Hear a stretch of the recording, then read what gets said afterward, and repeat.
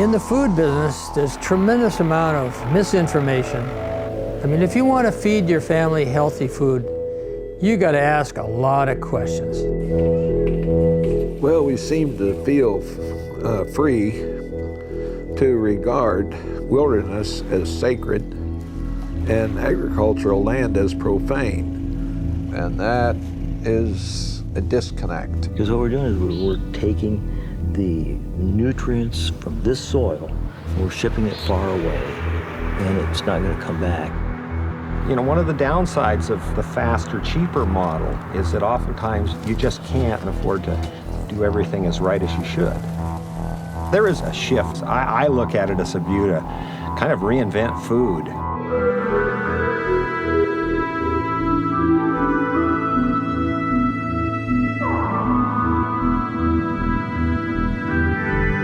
I've always believed that we need a revolution in society. Revolutions start from the bottom. They never start from the top. The bottom are these little small farmers and fishermen, and they're committed to the same things we are, which is doing something different. People who are willing to break the paradigm.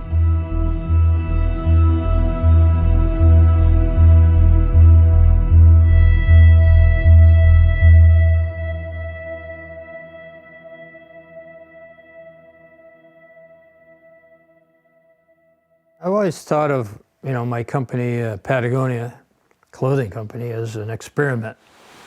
Making decisions based on quality and responsibility. And I can tell you that it's not an experiment anymore. I've proven to myself it works. Now, applying that to food is another story. This is another experiment. But I think it's the most important experiment we've ever tried.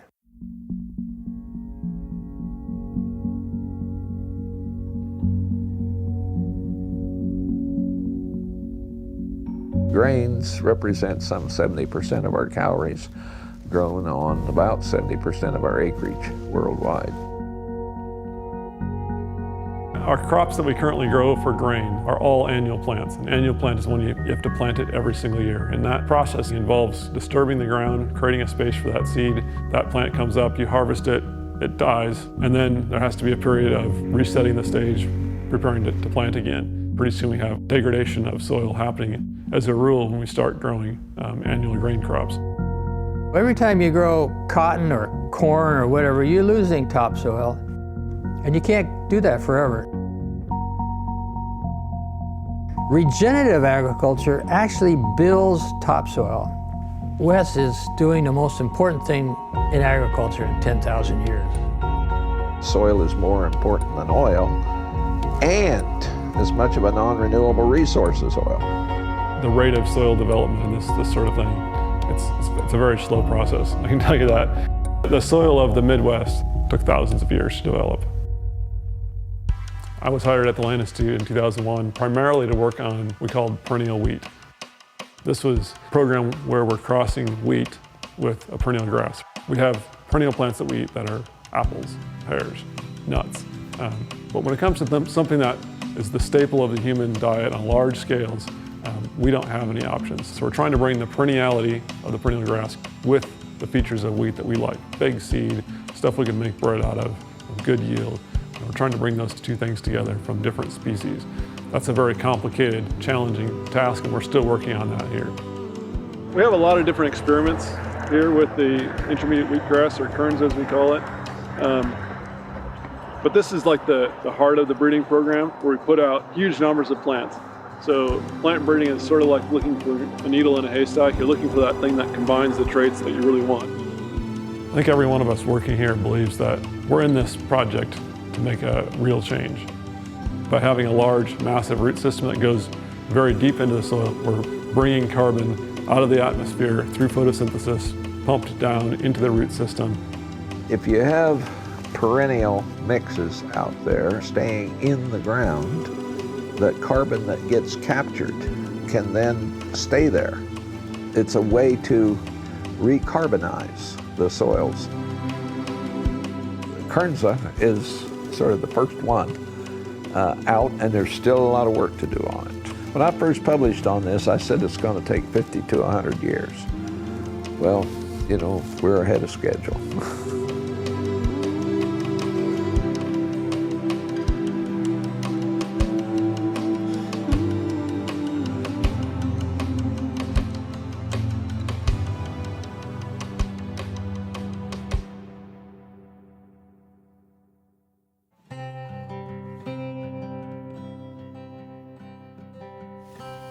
I came out to the Great Plains as a small boy and fell in love and have found myself here on the Cheyenne River, western South Dakota. I bought my first cattle in the 70s sometime. I had them for probably 20 years there, and I thought, you know, this isn't quite right, because I was bringing them food constantly in the wintertime. In the summertime, I was trying to find shelter for them from the sun. It seemed like we were really being run by industry, by the chemical industry, by the feed industry. Mm-hmm. And so I just thought, there's got to be a better way than this. About that time, it dawned on me that what really needs to be out on these Great Plains is the indigenous animals. And so it didn't take me long to figure out that I needed to go to buffalo. On the Great Plains, with the vast harshness, you need something that's a little bit more sturdy, that doesn't require all of that maintenance. Well, you need something that evolved here. Starting the buffalo on grass, finishing the buffalo on grass, harvesting the buffalo on the prairie. We don't have then the feedlot concentrations and the waste products from those feedlots. There's just so many sources of contamination and sources of greenhouse gases in the food supply chain that we eliminate by doing things the way the O'Briens are doing it here. Cattle tend to eat the grass right down to the ground, where you're not going to see that with buffalo. And so they kind of maintain their own pasture. The bison are awesome, but it really starts with the land. It's managing it in an appropriate way that keeps the soil and the grasses healthy, so that's critical. We're really grass farmers, and bison are one of the tools that help manage it. And of course, the meat is just a byproduct of that. Right. Well, this is the Buffalo Nation. We bless the buffalo that's given to us, the jobs that are given to us by the buffalo. Thank you, Buffalo Nation. Bless our knives, bless our safety. Do this with good thoughts, pure thoughts. Honor the buffalo.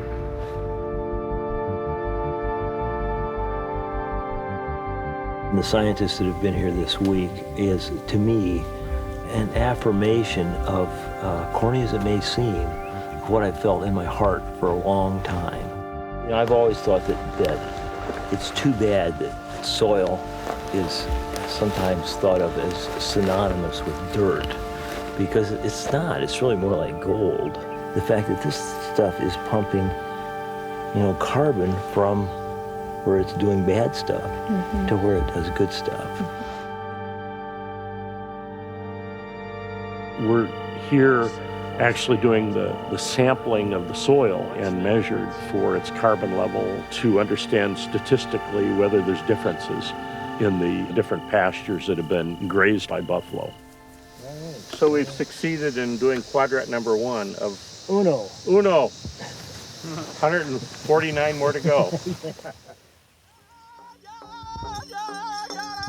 What we're hoping is that we can develop bison ranchers on the reservation who have that spiritual and cultural connection to the buffalo, so that we're raising them in a manner that is appropriate for our relationship with the buffalo. We have to take a lesson as a human civilization and begin recognizing with humility that these plants are far better than anything we've ever conceived of. They sequester, they build organic matter, they create soil health, and the grasslands can be improved greatly by putting bison back on the landscape. The thing that I try to keep in mind is that that in some ways, every species is of equal value. They all have their place. You know, the chemistry, the ecology of the landscape, and the relationship with people can be reinvigorated. So what a spectacular opportunity.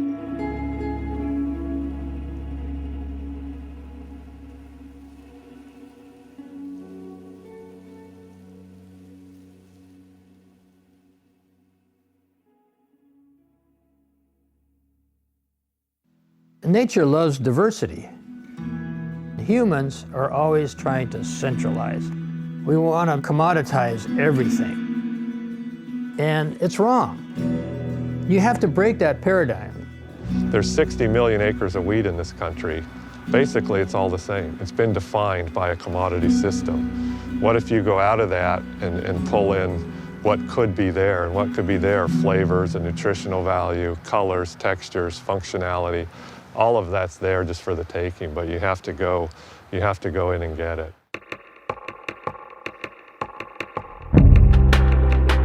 Most of the grain that's going into the bread you eat, the beer you drink, is grown on huge acreages. Most likely that's only one variety. The more corporate that plant breeding becomes, the less varieties we have available to us and the less genetic diversity. And that's really scary because we're going to rely more and more heavily on pesticides. So this is WSU Mount Vernon. It's a small version of Washington State University. It's nice just to come in early each day and watch the whole thing unfold. The sun, the weather, the plants. We're kind of in an eternal spring here. The students are going to do crosses here, and basically you just take pollen from one parent and put it on another. We don't call this genetically modifying, we're just making a hybrid the way that's been done for thousands or tens of thousands of years in nature. We can have these specific goals that were never the goals of breeders in the past because it's always been driven by conventional farming practices and large milling industry and large baking industry. We have never specifically bred for organic farmers. So we've never bred for farmers who, instead of using chemical fertilizer, are using organic fertilizer, or using compost. We've never done that before. The beauty, I think, of what we do is trying to figure out what you can get or what you can produce or what could be there. So one of our main jobs is offering options and alternatives. You can have buckwheat that works in a system like this and has incredible flavors. And then in a way you get pissed because you see how restrictive everything was in terms of our food. We call this the Magic Skagit Valley, and it truly is a remarkable place. There are over 80 crops of commercial significance grown here on about 75,000 acres due to the maritime climate and the wonderful soil that we have here. Just having PhD students and all of this activity at the station is just a very healthy thing. It keeps us all on our toes. Frankly, it's a real privilege to farm here. But it is also a big responsibility because you don't want to be the generation that let it go.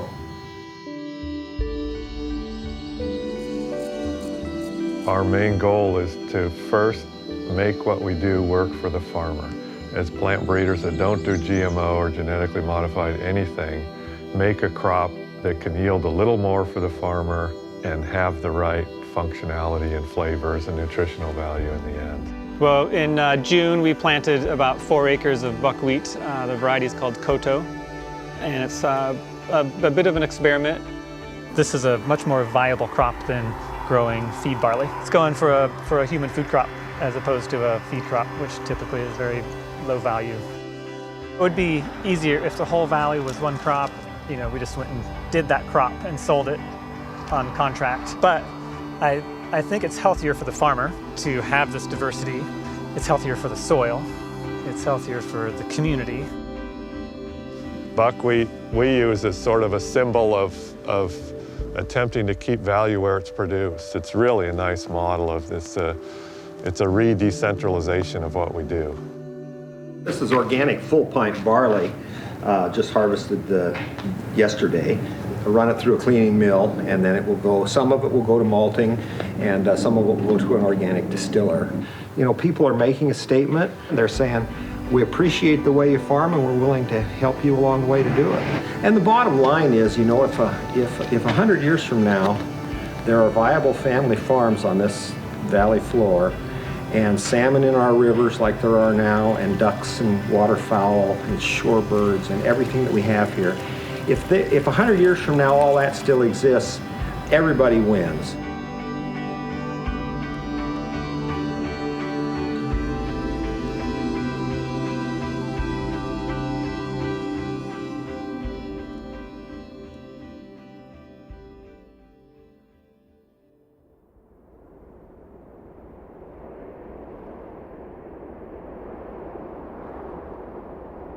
Agricultural revolution is not going to come through technology.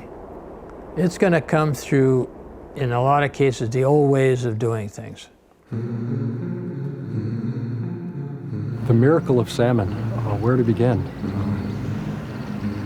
Salmon are amazing creatures, indicators of the environment, as close to medicine as food gets, and a wonderful resource.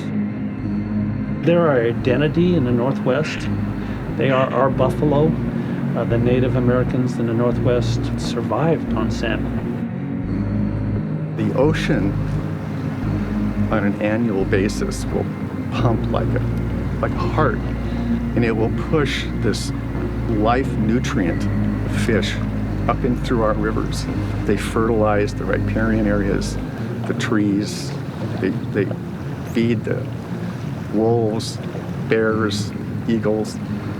Each fish that goes into each river is a physical and genetic reflection of the habitat that it evolved in for the last 10,000 years. And they all are unique. I started this fishery in 1992 when I moved to the island, although I've fished commercially all my life since 1973. And it wasn't until 92 when I bought this gear that I really started to experience something different about fishing. In the past, all fisheries were relatively robust, and so you could use gears that caught all species. And now we have some fisheries that aren't doing well and others that are doing really well. And we need to have gears so that a fisherman can catch the targeted fish without hurting the non-targeted fish and release those fish unharmed. If we're going to have salmon in the future, we need to look for new tools. But in this case, the solution is not a new tool, it's an ancient tool.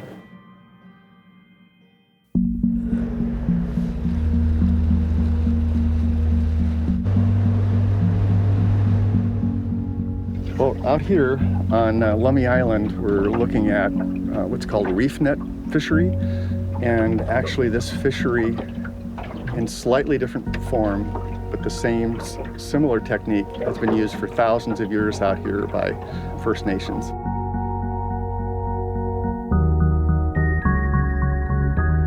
It encourages the fish by the observation of what they think may be a reef, which is actually developed by ropes with small pieces of plastic hanging down from them in the water.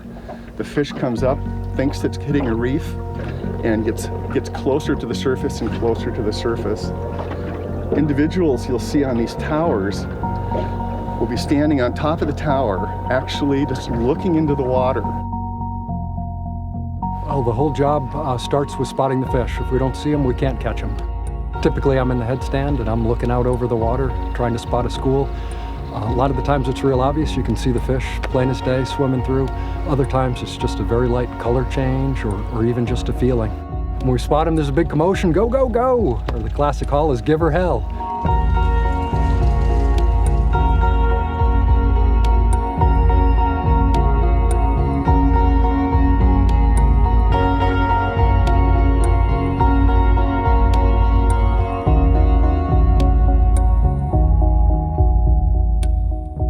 instead of many fisheries where they're caught by their gills, they're just trapped in a purse and they slide them off into a live trap. We'll haul the fish in, gently roll them in a pocket into our live well, immediately sort any non-targeted or protected species right back into the water to swim. And then the fish we do keep one by one, we'll individually handle, bleed, and immediately put onto slush ice.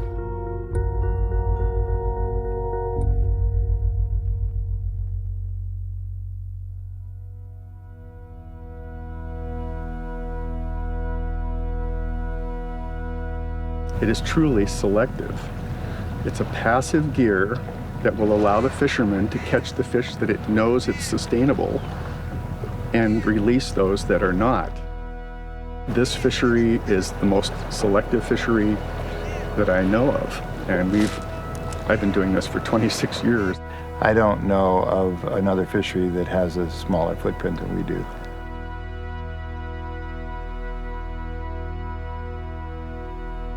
The whole process, being able to target species so tightly and to basically have no bycatch. No other fishery can do that. Without reef netting, a lot of these people would not be here. It's not just a job. People are passionate about our fishery and what we do here. It matters how we do things, the way we individually handle fish one by one, the respect that we catch salmon with.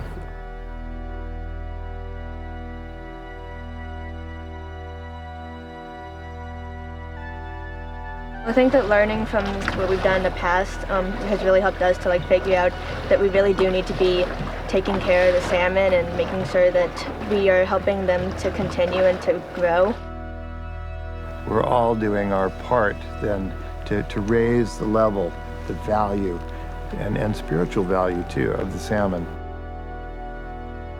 We're providing a model. We're showing that this can work. And every year we'll get a little tighter, we'll grow a little bit more, and one foot in front of the other.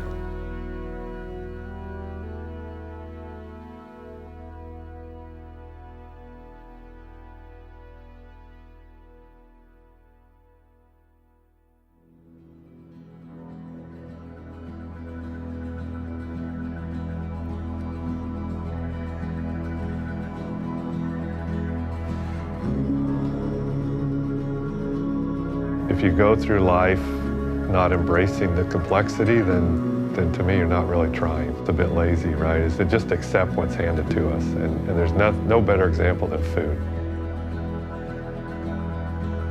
I know Yvonne, he's been out and seeing these fisheries for his whole life, and he knows there needs to be a change. We all have a responsibility to leave this land better than we found it.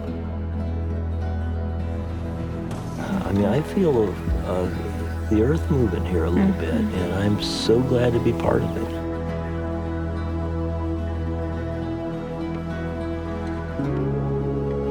These people, these farmers that we're working with, these fishermen, their eyes are wide open. Putting this small group together, all believing in the same thing, all going in one direction. You can't believe what we could accomplish with that.